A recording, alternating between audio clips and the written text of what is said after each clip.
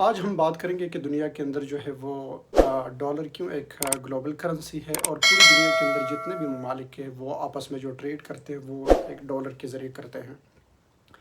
اور اس کے علاوہ دیکھیں گے کہ یو ایس جو ہے وہ یونائٹڈ اسٹیٹ آف امریکہ جو ہے وہ ڈالر جو ہے وہ ان کا ایک ویپن ہے۔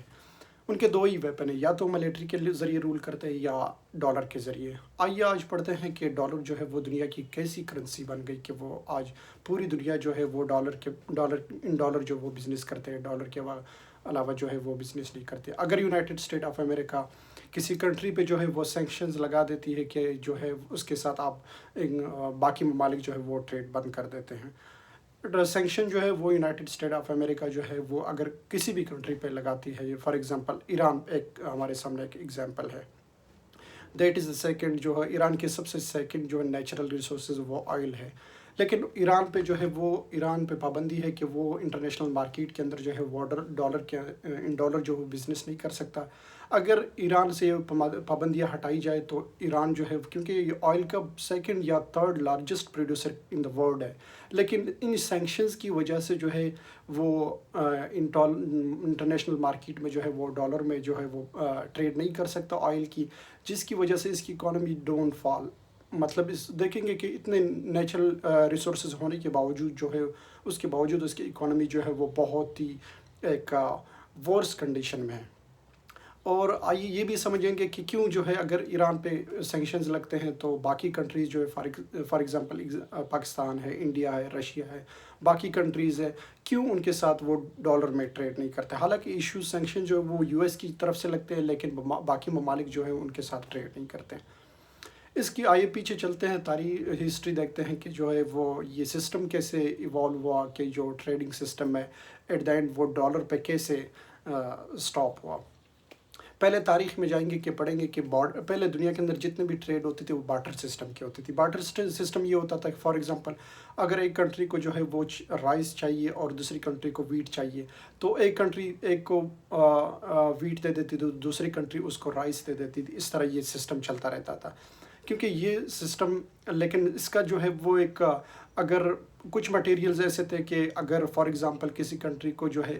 کہیں سے ویجیٹیبل چاہیے یا اور ایسے پروڈکٹ چاہیے کہ وہ ان کی جو لائف سپین ہے وہ کم ہو، لیکن اگر ایک کنٹری جو ہے وہ ویٹ ایکسپورٹ کرے، دوسری جو ہے وہ کوئی ایسی مٹیریل امپورٹ کرے اس کے بدلے میں جن کا جو ہے لائف ٹائم جو ہے وہ کم ہو، مطلب وہ خراب ہو جائے، تو ان کے ایک کنٹری کا فائدہ ہوگا، دوسرے کا لاس ہوگا۔ آہستہ آہستہ جو ہے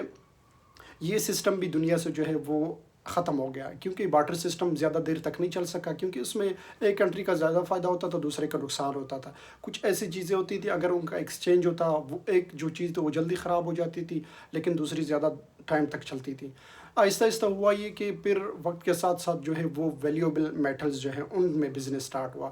گولڈ ہے، سلور ہے، کاپر کے اندر جو ہے فار ایگزامپل اگر ایک کنٹری کو جو ہے یا ایک شخص کو ہے کسی شخص سے زمین یا ویٹ چاہیے یا کچھ چاہیے، تو وہ اس کو گولڈ دیتا تھا، دوسرا جو ہے وہ اس کو وہ جو چیز جو مٹیریل جو پروڈکٹ انہیں چاہیے تھی وہ ان کو دے دیتا تھا۔ اس طرح یہ سسٹم چلتا رہتا تھا۔ لیکن تاریخ میں کہ پھر لیڈیا ایک ویسٹرن ترکی جو ہے اس وقت ایک لوکیشن لیڈیا ایک کنگ تھا، اس نے کیا سسٹم سٹارٹ کیا، جتنے بھی گولڈز تھے یا سلور تھے، کاپرز تھے، ان کو ایک کوائنز بنانے سٹارٹ کیے، مطلب کرنسی سٹارٹ ہو گئی جو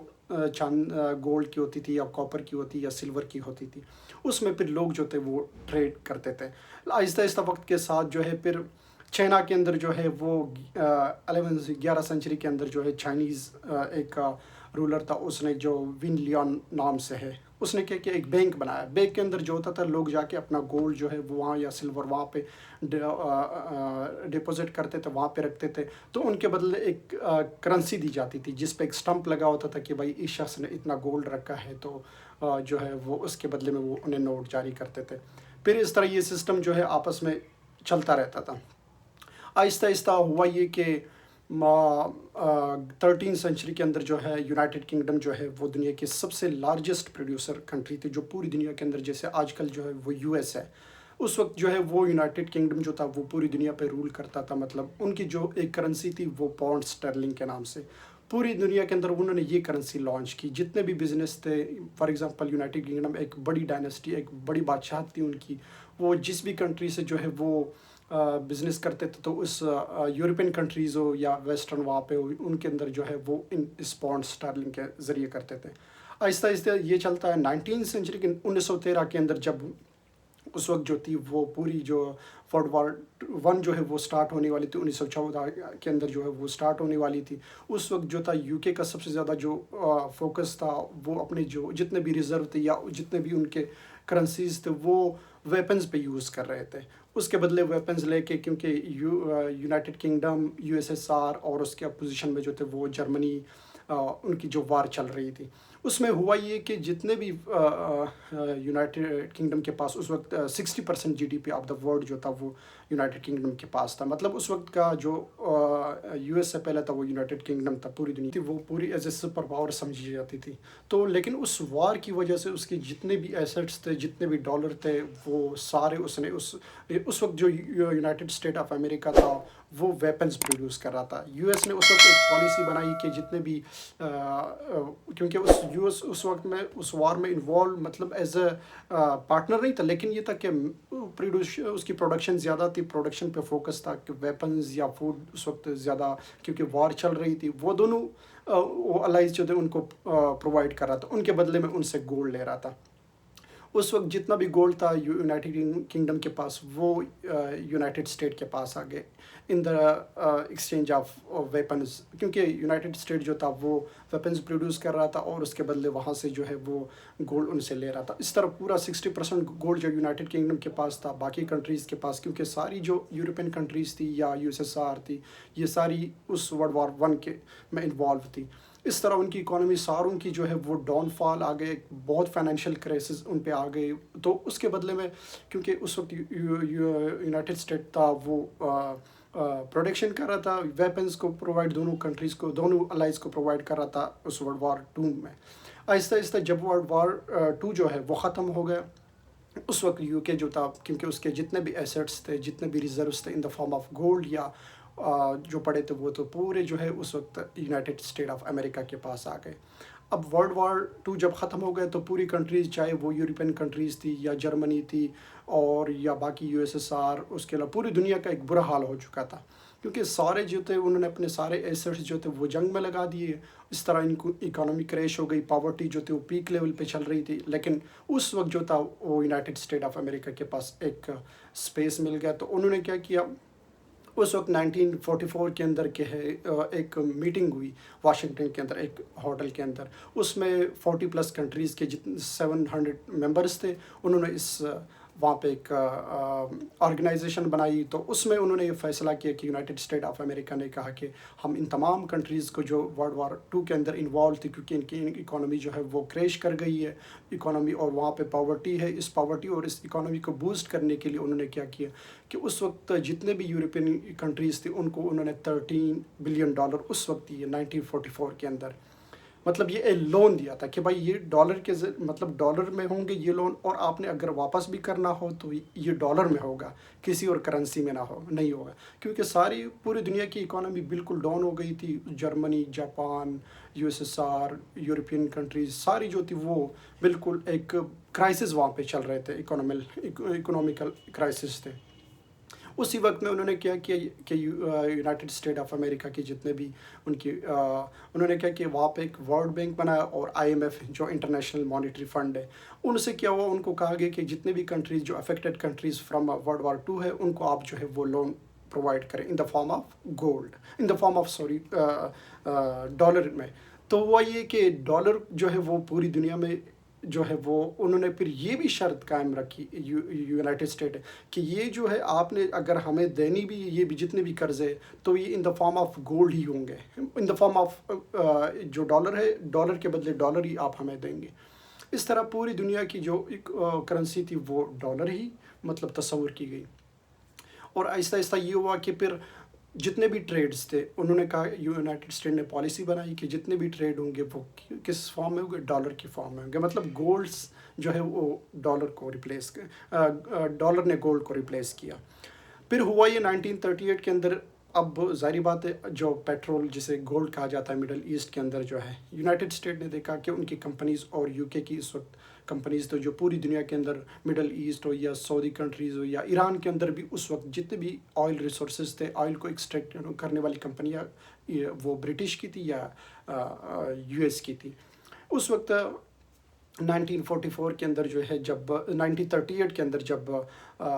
سعودی کے اندر جب آئل کی پہلی جو وہ ریزرو جب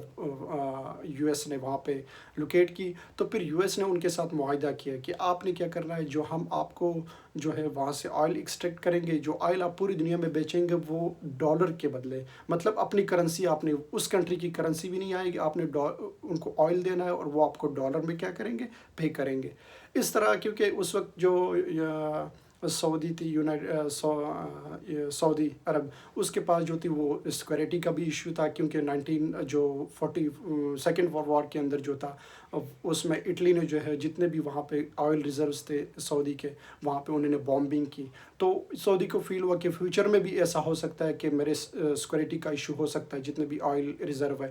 تو یو ایس نے یہ سمجھا کہ ہم آپ کو سیکورٹی بھی دیں گے، آئل کو ایکسٹریکٹ بھی کریں گے، لیکن شرط یہ ہوگا کہ آپ نے جو آئل ہے وہ پوری دنیا کے اندر آپ نے کس میں، ڈالر میں بیچنا ہے. تو اس طرح جو ہے وہ پوری دنیا کے اندر جو ہے وہ ڈالر ایک گلوبل کرنسی بن گئی. پوری دنیا کے اندر ٹریڈ اسی سے ہوتا رہا. اور ہوا یہ آپ نے دیکھا ہوگا، کیونکہ یو ایس کے لیے اگر کوئی کنٹری یہ بھی دیکھیں گے آگے تو ڈسکشن جاری رہے گی، اس پہ بات ہوگی کریں گے کہ جیسے کہ جب بھی کوئی کنٹری جو ہے وہ یو ایس کے اپوزیشن میں جب انہوں نے یہ کہا کہ ہم نے جو ہے وہ ڈالر میں فار ایگزامپل اپنی کرنسیز کے اندر جو ہے یا کسی اور کرنسی میں جو ٹریڈ کرنا ہے، تو یو ایس نے وہاں بائی فورس یا بائی ملیٹری رول کے ذریعے یا وہاں پہ سینکشنز لگا کے اس کی اکانومی بوسٹ کی، یا وہاں پہ حکومت جو ہے وہ ختم کر دی جاتی تھی. آپ دیکھیں گے 2000 کے اندر جو ہے صدام حسین نے جب کہا تھا کہ جو عراق کا پریزیڈنٹ تھا کہ ہم جو ہے یوروز کے اندر جو ہے اس کے بعد ٹریڈ کریں گے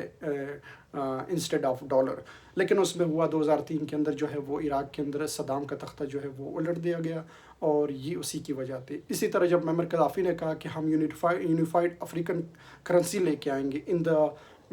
اپوزیشن آف ڈالر، تو اسی طرح اس کا تختہ بھی الٹ دیا گیا. تو یہ ہوتا ہے کہ یو ایس جو ہے اس کے بعد جو ہے پوری دنیا کے اندر جو ہے ڈالر میں، اگر فار ایگزامپل پاکستان جو ہے وہ اگر ایران سے تیل لینا بھی چاہے، لیکن یو ایس جو پابندی لگا رہا ہے کہ آپ نہیں لے سکتے. اس کی ریزن یہ ہو سکتی ہے کہ اگر ہم ایران سے جو ہے اپنے پیسوں میں آئل لیں گے، اور جیسی اگر فار ایگزامپل یا جو ان سے ٹریڈ کریں گے وہ اگر ہمیں ریال دیا، ہم ان سے باقی ٹریڈ کریں، لیکن اب جب وہ ہمیں ریال دیں گے، لیکن ہم ریال کو انٹرنیشنل مارکیٹ میں، کیونکہ ہم نے بھی امپورٹ کرنی ہے، جب ہم اپنے اس کرنسیز کو انٹرنیشنل مارکیٹ میں لے کے جائیں گے تو وہ وہاں پہ اس کی کوئی ویلیو نہیں ہوگی، کیونکہ باقی دنیا اس کو ایکسیپٹ نہیں کرتی. اس کی وجہ سے جو ہے وہ دنیا جو ہے جو بھی کنٹریز جب بھی وہاں پہ یو ایس سینکشنز لگاتا ہے تو باقی کنٹریز جو ہوتی ہے وہاں جو ہے وہ اس سے ٹریڈ نہیں کرتی، کیونکہ اس کے بدلے میں اگر وہ کوئی بجٹ اس کے پاس، یعنی اکانومی مطلب کرنسیز لے بھی لے، انٹرنیشنل مارکیٹ میں وہ کرنسیز چلتی نہیں، کیونکہ پوری دنیا سے آپ نے امپورٹ کرنی ہے ویسٹرن کنٹریز سے یا باقی کنٹریز سے. جو آپ کو کرنسیز ملی ہے اس میں آپ اگر لے کے جائیں گے تو وہاں تو یہ ایکسیپٹیبل نہیں ہے، جس کی وجہ سے جو ہے کنٹریز جو ہے وہاں پہ ٹریڈ نہیں کرتی ان کنٹریز کے ساتھ. آپ سمجھتے ہیں کہ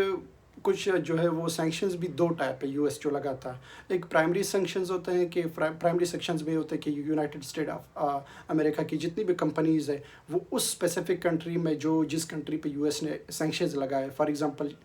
رشیا ہے، چائنا ہے یا ایران ہے، تو وہ پرائمری سینکشنز یہ ہوتا ہے کہ یو ایس کی جتنی بھی کمپنیز ہیں وہ اس کنٹری کے اندر جو ہے وہ ٹریڈ نہیں کر سکتی. اور سیکنڈری جو ہوتی ہے وہ یہ ہوتی ہے کہ باقی کنٹریز کے بھی جتنے بھی کمپنیز ہے یا ٹریڈرز ہیں وہ اس کنٹری میں جو ہے وہ بزنس نہیں کر سکتے جس کنٹری کے اوپر یو ایس نے جو ہے وہ سینکشنز لگائے ہوئے. تو یہ جو ہے اس وقت سے جو ہے وہ ڈالر کا راج ہے. لیکن ابھی جو حالیہ جو کزان سٹی رشیا کے اندر جو ایک برکس سمٹ ہوئی تھی، برکس میں جو ہے برازیل ہے، چائنا ہے، انڈیا ہے، اور اس کے علاوہ چائنا 5-6 کنٹریز ہے. ابھی کہہ رہے کہ آگے بھی بڑھیں گے، 9-10 کنٹریز ہو جائیں گے. برکس ایک انہوں نے یہ کہا تھا کہ ہم جو ہے ان دا پوزیشن آف ڈالر جو ہے وہ ایک کرنسی لائے جو برکس کرنسی کہلائے گی، اور ہم جو ہے وہ اس کرنسی کے ذریعے جو ہے آپس میں ٹریڈ کریں گے، مطلب ڈی ڈالرائزیشن ہم سٹارٹ کریں گے. لیکن یہ فی الحال جو ہے ابھی تک جو ہے زیادہ اس بات کو اہمیت تو نہیں دی، کیونکہ یو ایس جو ہے پوری دنیا کے اوپر جو ہے وہ ایک اپروچ رکھتا ہے ملٹری کے ذریعے، اکانومی کے ذریعے، اور پوری دنیا کے اوپر جو ہے وہ ورلڈ بینک کے ذریعے یا آئی ایم ایف کے ذریعے پوری دنیا کو انہوں نے قرض دیے ہوئے. جب بھی اگر کوئی کنٹری اس کے اگینسٹ کوئی ایسا اسٹیپ اٹھاتا ہے تو جو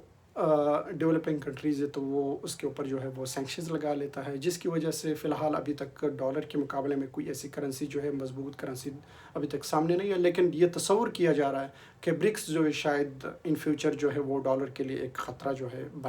بن سکتا ہے.